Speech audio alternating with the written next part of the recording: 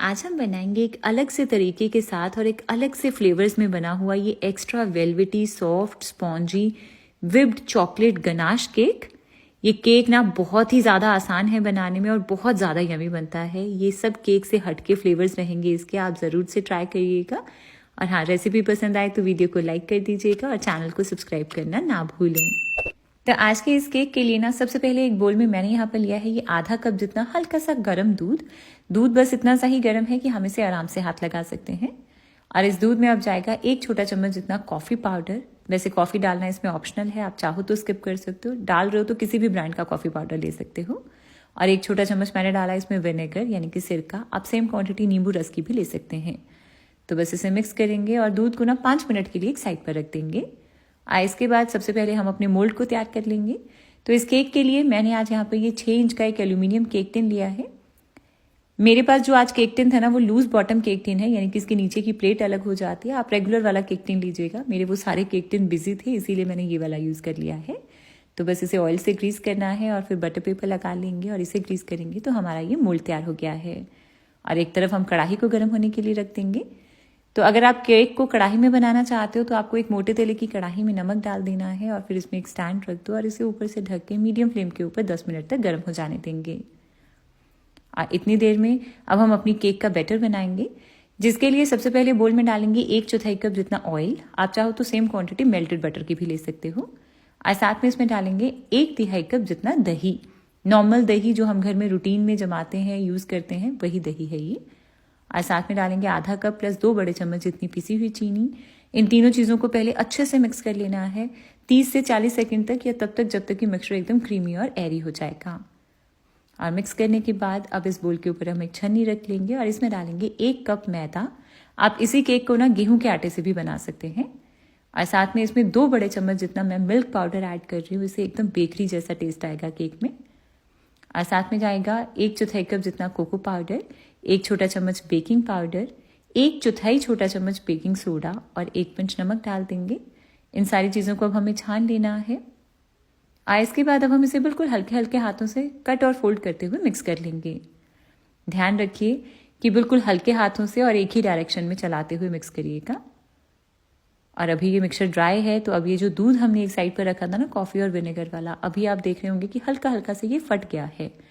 तो ये butter milk बन गया है। अब हम इसे इस मिक्सचर में डाल देंगे और इसका हमें बैटर तैयार कर लेना है।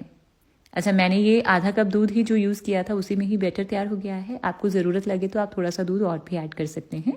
और बैटर की कंसिस्टेंसी आप देख रहे हैं कि नॉर्मल रिबन फ्लो ही है, तो एकदम परफेक्ट बैटर है। इसे अब हम डाल देंगे अपने इस ग्रीस किए हुए मोल्ड में। इसे थोड़ा सा टैप कर लेंगे। इसके बाद अब ये जो कढ़ाई हमने गर्म होने के लिए रखी थी ना, अब इस गर्म कढ़ाई में हम अपने इस मोल्ड को रख देंगे और इसे ऊपर से ढक के इस केक को हमें बेक करना है लो मीडियम फ्लेम के ऊपर तकरीबन 35 से 40 मिनट तक।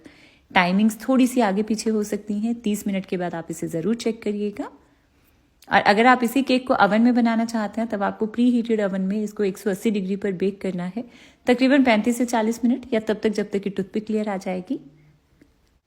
अच्छा, जब तक हमारा ये केक बन रहा है ना, तब तक हम अपने इस केक की आइसिंग के लिए आज बनाएंगे एक गनाश, जिसके लिए आज मैं कोई फ्रेश क्रीम नहीं बल्कि विपिंग क्रीम यूज़ कर रही हूँ। मैंने यहाँ पर 1 कप जितनी नॉन डेयरी विपिंग क्रीम ली है। आप हैवी विपिंग क्रीम ले सकते हो या फिर कोई भी क्रीम जिसमें फैट कंटेंट कम से कम 30% हो, ताकि वो अच्छे से विप हो सके। और इस क्रीम में अब जाएगी 100 ग्राम जितनी चॉकलेट, जिसके लिए मैंने डार्क और मिल्क कंपाउंड दोनों को थोड़ा थोड़ा मिक्स करके ले लिया है। आप कोई भी एक तरह की चॉकलेट ले सकते हो। आज ना हम ये विप्ड गनाश बनाएंगे जो बहुत ज़्यादा टेस्टी लगता है। अच्छा, इन दोनों चीज़ों को मेल्ट करना है। डबल बॉयलर मेथड यूज़ कर सकते हो, जिसका लिंक मैंने नीचे डिस्क्रिप्शन बॉक्स में दिया है। मैं आज इसे माइक्रोवेव कर रही हूँ, तो मैंने 30 सेकेंड्स के इंटरवल पर इसको अच्छे से माइक्रोवेव किया। और अब आप देख रहे हो कि जो चॉकलेट है वो क्रीम में अच्छे से मेल्ट हो गई है। और इसके बाद ना अब इस क्रीम चॉकलेट मिक्सचर को ना हम फ्रिज में रख देंगे आधे से 1 घंटे तक, ताकि अब ये जो क्रीम हमने गर्म कर दी ना, अब ये अच्छे से चिल्ड और ठंडी हो जाए, फिर हम इसे विप कर लेंगे। इसके बाद अब हम चलेंगे केक की तरफ। तो केक को रखे हुए मुझे पूरे 35 मिनट हुए हैं। वाओ, आप देख रहे हो कि केक कितना अच्छे से फूल गया है। टूथपिक के साथ सेंटर में इंसर्ट करके चेक कर लेना है। टूथपिक भी बिल्कुल क्लियर है, इसका मतलब है कि केक हमारा अच्छे से बेक हो गया है। तो बस इस केक को अब हम निकाल के एक रैक के ऊपर रख देंगे और इस केक को पूरे अच्छे से ठंडा हो जाने देना है, फिर हम इसे डीमोल्ड करेंगे। और अब इस क्रीम को मुझे फ्रिज में रखे हुए ना तकरीबन पौना घंटा हो गया था, मतलब 45 मिनट। मेरे यहाँ पर आजकल ठंड बहुत ज़्यादा है तो 45 मिनट सफिशेंट रहे मुझे। तो क्रीम अब हमारी बिल्कुल अच्छे से ठंडी चिल्ड है।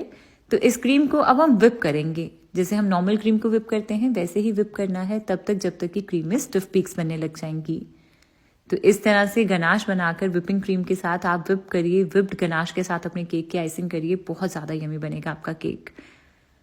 तो बस हमारी ये क्रीम तैयार हो गई है, इसमें स्टिफ पीक्स बनने लग गई हैं। बोल को उल्टा करके चेक कर लो, ये क्रीम गिर नहीं रही है, इसका मतलब है कि अच्छे से विप हो गई है।